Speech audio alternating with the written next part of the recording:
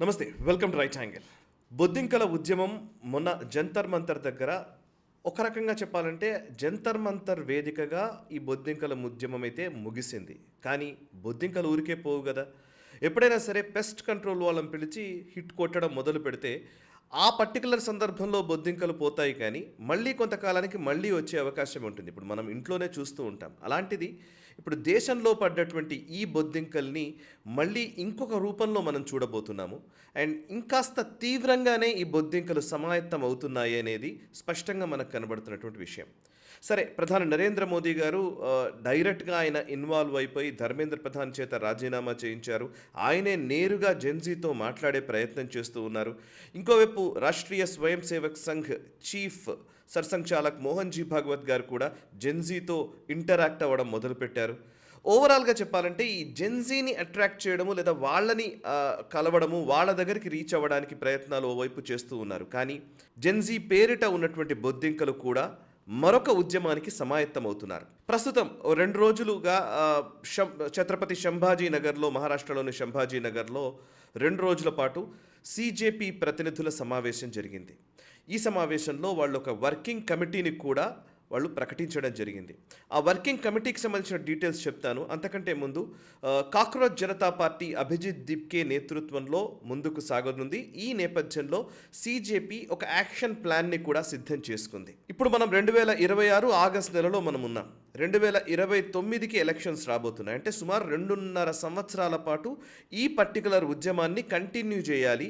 ఈ పర్టికులర్ ఉద్యమాన్ని కొనసాగిస్తూ సస్టైన్ చేస్తూ కన్సిస్టెంట్గా అడపాదడపా ప్రభుత్వం పైన ఒత్తిడి తీసుకురావడము లేదా ప్రజల్లో ఒక వ్యతిరేక భావనల్ని, మోదీ ప్రభుత్వానికి వ్యతిరేకంగా భావనని క్రియేట్ చేయడం కోసం వీళ్ళు ఒక యాక్షన్ ప్లాన్ రూపొందించుకున్నారు.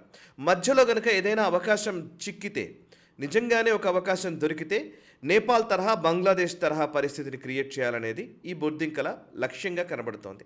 అందులో భాగంగానే ఇప్పుడు ఫస్ట్ ఇనిషియేషన్లో భాగంగానే ఒక వర్కింగ్ కమిటీని వాళ్ళు ప్రకటించారు. అండ్ అంతేకాదు క్యా బోల్తీ పబ్లిక్ అనే పేరిట ఒక ఇనిషియేటివ్కి కూడా రూపకల్పన చేశారు. ఈ క్యా బోల్తీ పబ్లిక్ అనేది ఏంటి అని అంటే కనుక ప్రజల్లోకి వెళ్ళడానికి ఏర్పరచుకున్నటువంటి ఒక క్యాంపెయిన్ మోడల్. ఇందులో ఏంటంటే ప్రజలు ఏం కోరుకుంటున్నారో తెలుసుకునే ఒక ప్రయత్నం. అయితే ఇదే సమయంలో మీడియా ప్రతినిధులు అడిగినటువంటి ప్రశ్నకు గాను అభిజిత్ దిప్కే సిజేపీ పొలిటికల్ పార్టీగా రూపాంతరం చెందుతుందా, పూర్తిగా మీరు ఎలక్షన్స్లోకి వచ్చి ఎలక్షన్స్లో నిలబడి మీరు ఎలక్షన్స్ ప్రక్రియలో నిమగ్నం అవుతారా అని అడిగితే కనుక మేము ఎలక్షన్స్లోకి రాము అని వాళ్ళు స్పష్టం చేశారు. అయితే ప్రజా సమస్యల గురించి మేము మాట్లాడతాము అనేది మాత్రం వాళ్ళు చెప్తున్నమాట. ప్రజా సమస్యల్లో ఏంటి వాళ్ళు ఏమంటున్నారంటే ఎడ్యుకేషనల్ రీఫార్మ్స్ అంటున్నారు, ఎలక్టరల్ రీఫార్మ్స్ జరగాలి, జ్యుడిషియల్ రీఫార్మ్స్ కావాలి, మీడియా అకౌంటబిలిటీ కావాలి. సో ఆల్మోస్ట్ 4 ఎస్టేట్స్ అంటూ ఉంటాం మనము. బ్యూరోక్రసీని పక్కన పెడితే ఓవరాల్గా 4 ఎస్టేట్స్ ఈ దేశాన్ని నడుపుతున్న వాటిల్లో చూస్తే ఒకటి పార్లమెంటరీ డెమోక్రసీ లేదా పార్లమెంటరీ వ్యవస్థ ఒకటైతే, రెండవది న్యాయ వ్యవస్థ, మూడవది మీడియా, నాలుగవది బ్యూరోక్రసీ. సో బ్యూరోక్రసీకి సంబంధించి చూస్తే అది కొంచెం పక్కన పెట్టారు. బట్ మిగతా 3 ఎస్టేట్స్ని, 3 అంగాలని కూడా ఇప్పుడు టార్గెట్ చేస్తున్నట్టుగానే కనబడుతోంది. ఎందుకంటే వీళ్ళు జ్యుడిషియరీ నుంచే అసలు ఈ సిజేపీ పుట్టింది. సిజే సూర్యకాంత్ గారు చేసినటువంటి ఒక వ్యాఖ్య నేపథ్యంలోనే బొద్దింకల పార్టీ రూపొందించబడింది. ఇంకోవైపు పార్లమెంట్ వ్యవస్థలో ఉన్నటువంటి ప్రధానమంత్రి దగ్గర నుంచి, కేంద్ర ప్రభుత్వం దగ్గర నుంచి వాళ్ళని మార్చడమే, ఈ రెజీమ్ చేంజ్ చేయడమే టార్గెట్గా పెట్టుకున్నారు. ఇక మీడియా అకౌంటబిలిటీ గురించి చూస్తే మీరు ఎక్కడికి వెళ్ళినా గోధి మీడియానో ఇంకోటనో మీడియా ప్రతినిధుల్ని హెకెల్ చేయడము అండ్ వాళ్ళకున్నటువంటి విశ్వసనీయతను కూడా లేకుండా చేసే ఒక ప్రయత్నం చేస్తూ వస్తూ ఉన్నారు. సో ఈ నేపథ్యంలో ఇందులో సంస్కరణలు రావాలి అని ఈ అభిజిత్ దిప్కే అండ్ కో చెప్తూ ఉన్నారు. ఏం సంస్కరణలు రావాలి నిజంగానే? అఫ్కోర్స్ ఎస్, ఎడ్యుకేషనల్ రీఫార్మ్స్ రావాలి, జ్యుడిషియరీలో రీఫార్మ్స్ రావాలి, మీడియా అకౌంటబిలిటీ ఉండాలి. కానీ ఇది 1 సైడెడ్గానే ఎందుకు ఉంటుంది అనేది అసలు ప్రశ్న. ఇది కేవలం ఒక వర్గానికే చెందుతుందా, లేకపోతే మిగతా భావజాలాలకు ఇది వర్తించదా? మీడియా అకౌంటబిలిటీ గతంలో ఎందుకు ప్రశ్నించలేదు? గతంలో రాజ్దీప్ సర్దేశాయ్ కావచ్చు, బర్ఖాదత్ కావచ్చు, శేఖర్ గుప్తా కావచ్చు, ఈవెన్ కరణ్ థాపర్, అప్పుడున్నటువంటి ఈ జర్నలిస్ట్, ఇవాళ నిన్న కన్విక్ట్ అయినటువంటి తరుణ్ తేజ్పాల్, వీళ్ళందరూ కాంగ్రెస్ ఎకో సిస్టమ్కి సపోర్ట్ చేసిన వాళ్ళే. వీళ్ళందరికీ పద్మశ్రీలు, పద్మభూషణ్లు ఇట్లాంటి అవార్డులన్నీ ఇచ్చినారు. ఆ టైంలో కాంగ్రెస్కి సపోర్ట్ చేసే జర్నలిస్టులు మాత్రం ఎటువంటి వాళ్ళకి ఏ ప్రాబ్లము లేదు, వాళ్ళు అన్బయాస్డ్గా వాళ్ళని ట్రీట్ చేయాలి. అదే కొంత భారతీయ జనతా పార్టీ అనుకూల ధోరణిలో ఉంటే మాత్రం అర్నబ్ గోస్వామి గోధి మీడియా అవుతాడు. ఇది వీళ్ళ లాజిక్. సరే, కొంచెం పక్కన పెడదాం. ఇప్పుడు ఈ పర్టికులర్ వీళ్ళు వర్కింగ్ కమిటీని ఏర్పాటు చేశారు. ఈ వర్కింగ్ కమిటీలో ఉన్నటువంటి వ్యక్తుల పేర్లు చూస్తే అందులో ఉన్న వాళ్ళందరూ కూడా అందులో దాదాపుగా చాలామంది ఆమ్ ఆద్మీ పార్టీ నాయకులు లేదా ఆమ్ ఆద్మీ పార్టీలో పనిచేసిన వాళ్ళు, ఆమ్ ఆద్మీ పార్టీలో కీలక పొజిషన్స్ వెలగబెట్టిన వాళ్ళు ఇవాళ సీజేపీ ముఖంతో వస్తూ ఉన్నారు. సో ఆమ్ ఆద్మీ పార్టీ, నేను మొదటి నుంచి చెప్తూ ఉన్నాను, డీప్ స్టేట్కి plan A Rahul Gandhi, plan B Arvind Kejriwal, plan C బొద్దింకల పార్టీ అని. మోదీని గద్దెదించడం కోసం డీప్ స్టేట్ ప్రయోగిస్తున్నటువంటి అస్త్రాల్లో మొదటి అస్త్రం రాహుల్ గాంధీ, ఒక పొలిటికల్ ఫేస్. రెండో అస్త్రం అరవింద్ కేజ్రీవాల్. రాహుల్ గాంధీ ఫెయిల్ అవుతున్నాడు కాబట్టి అరవింద్ కేజ్రీవాల్ ద్వారా నడపాలనుకున్నారు. ఈ రెండు పొలిటికల్ ఫేసెస్ కూడా ఫెయిల్ అయ్యాయి. ఢిల్లీలో అరవింద్ కేజ్రీవాల్ ఓడిపోయాడు, రేపు పొద్దున పంజాబ్లో గెలుస్తాడో లేదో కూడా డౌటే. అండ్ మిగతా ఏ రాష్ట్రంలో కూడా అరవింద్ కేజ్రీవాల్ నిజంగానే అంత పెద్దగా పర్ఫామ్ చేస్తున్న పరిస్థితి కనబడట్లేదు. ఇటు రాహుల్ గాంధీ మనం చెప్పనక్కర్లేదు, రికార్డు స్థాయిలో ఆయన ఓటములు పాలవుతున్నాడు. సో ఈ పొలిటికల్ ఫేసెస్ వల్ల అవ్వట్లేదు కాబట్టి అపొలిటికల్గా, అంటే రాజకీయంగా సంబంధం లేని వ్యక్తులుగా ఉన్నటువంటి వాళ్ళని ముందుకు తీసుకొచ్చి ఓ విద్యార్థుల పేరిట, రైతుల పేరిట ఒక ఉద్యమాన్ని బిల్డ్ చేసి వీళ్ళ ద్వారా ఏర్పడినటువంటి ప్రభుత్వ వ్యతిరేకతని లేదా ప్రజల్లో వచ్చేటువంటి వ్యతిరేకతని దీన్ని ఆ పొలిటికల్ పార్టీలకు ఆపాదించే ప్రయత్నం చేయబోతున్నారు. ఇది అసలు విషయం. సో బీజేపీని గద్దెదించడం కోసం పెట్టుకున్నటువంటి ప్లాన్ సి ఈ బొద్దింకల పార్టీ. సో ఇందులో ఉన్నటువంటి పేర్లను చదువుతాను, ఎవరెవరిని ఇందులో నియమించారో. ఇందులో మేజర్గా ఫౌండర్ అండ్ నేషనల్ కన్వీనర్గా అభిజిత్ దీప్కే ఉన్నాడు. అండ్ అభిజిత్ దీప్కే మనకు తెలుసు ఆమ్ ఆద్మీ పార్టీలో సోషల్ మీడియా స్ట్రాటజిస్ట్గా గతంలో పనిచేసినటువంటి వ్యక్తి. అండ్ కో కన్వీనర్స్గా అశుతోష్ రంకా అండ్ సౌరవ్ దాస్ ఇద్దరు ఉన్నారు. సో ఇందులో అశుతోష్ రంకా మనకు తెలుసు ఆమ్ ఆద్మీ పార్టీ నేషనల్ స్పోక్స్ పర్సన్గా పనిచేశాడు గతంలో. అండ్ ఇంకోవైపు అజింక్య షిండేని ఇవాళ నేషనల్ ఆర్గనైజేషన్ ఇన్ఛార్జ్గా ప్రకటించారు. ఈ అజింక్య షిండే ఎవరు అనంటే సీజేపీ నేషనల్ ఆర్గనైజేషన్ ఇన్ఛార్జ్గా ఇప్పుడు నియమింపబడ్డటువంటి ఈ వ్యక్తి former Maharashtra Aam Aadmi party youth wing president. మహారాష్ట్రలో Aam Aadmi party youth wing ప్రెసిడెంట్గా పనిచేసిన వాడు. అండ్ అంతేకాదు స్టేట్ కమిటీ మెంబర్గా ఆమ్ ఆద్మీ పార్టీకి పనిచేసినటువంటి వ్యక్తి. ఇంకోవైపు ఈయన గోవా స్టేట్ సహా ప్రభారీగా కూడా పనిచేశారు, కో ఇన్ఛార్జ్గా కూడా పనిచేశాడు. ఇంకోవైపు సీజేపీ ఇప్పుడు సౌత్ జోన్ హెడ్గా, మీడియా లీడ్గా విజయ్ రెడ్డి మల్లంగిని నియమించారు ఈ పర్టికులర్ సీజేపీ ప్రతినిధులు. ఈ విజయ్ రెడ్డి మల్లంగి ఎవరు అనంటే కనుక తెలంగాణలో ఆమ్ ఆద్మీ పార్టీ మెంబర్గా ఆయన గతంలో పనిచేశాడు.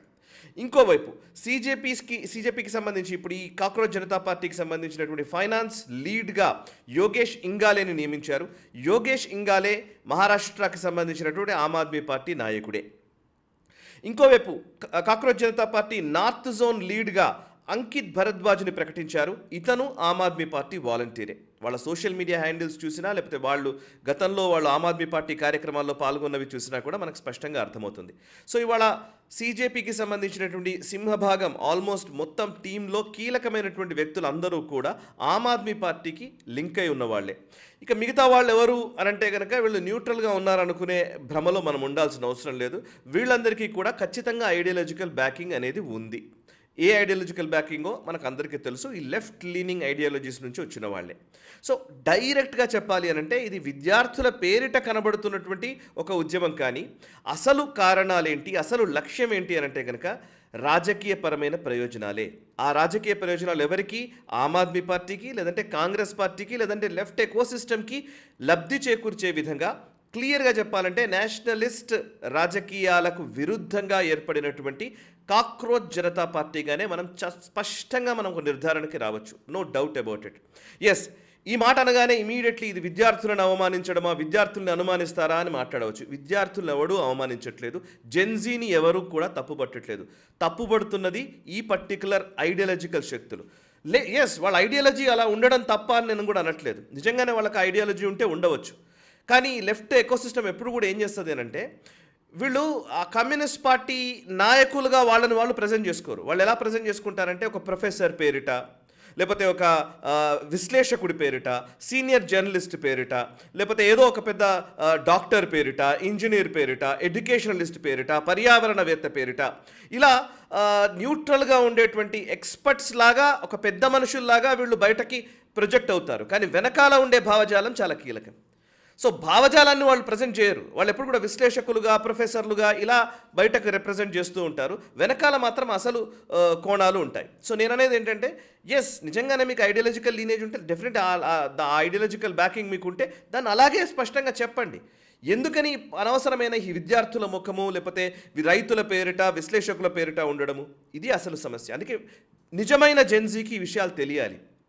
సో వీళ్ళు నిజమైన విద్యార్థుల సమస్యల గురించి మాట్లాడుతున్నారంటే, జంతర్ మంతర్ దగ్గర ఒక్కడు కూడా నీట్ గురించి మాట్లాడలేదు. అందరూ మాట్లాడింది వేరే వేరే అంశాలే. బ్రాహ్మణవాది, మనువాది, ఆజాదీ ఇట్లాంటి నినాదాలు చేస్తూ వచ్చారు. సో ఇప్పుడు కూడా ఈ నినాదాలు ఇంకా రిపీట్ కాబోతున్నాయి. ఇంకాస్త పకడ్బందీగా ఇప్పుడు ఈవెన్ క్రౌడ్ ఫండింగ్ కూడా వెళ్ళబోతున్నారంట. క్రౌడ్ ఫండింగ్ చేసుకొని ఇప్పుడు ఇంకా పకడ్బందీగా ఒక ప్రజల్లో ప్రభుత్వ వ్యతిరేకతను బిల్డ్ చేయడానికి వీళ్ళు ప్రయత్నాలు మొదలుపెట్టారు. అండ్ ఇంకాస్త ప్రణాళికాబద్ధంగా వెళుతున్న టైంలో దీన్ని జాతీయవాద శక్తులు and Bharatiya Janata party, RSS లేదా ఈ పర్టికులర్ జాతీయవాద విభాగానికి చెందినటువంటి వ్యక్తులు, శక్తులు ఎలా ఎదుర్కొంటారో let's wait and see. And మీ కమెంట్స్ ద్వారా మీ అభిప్రాయాలు కూడా తెలియజేయండి. అండ్ ఈ వీడియో నచ్చితే లైక్ చేయండి, 10 మందికి షేర్ చేయండి. మనసా వాచా కర్మణ, దేశహితం కోసం నేషనలిస్ట్. ఈ వీడియో మీకు నచ్చినట్టయితే లైక్ చేయండి, 10 మందికి షేర్ చేయండి. అలాగే కామెంట్ల రూపంలో మీ అభిప్రాయాలను మాతో పంచుకోండి. Nationalist hub group of channels ను సబ్స్క్రైబ్ చేసుకుని తెలుగునాట జాతీయవాద జర్నలిజాన్ని ప్రోత్సహించండి. ఈ వీడియో కింద ఉన్న బెల్ ఐకాన్ పై క్లిక్ చేయడం మర్చిపోవద్దు.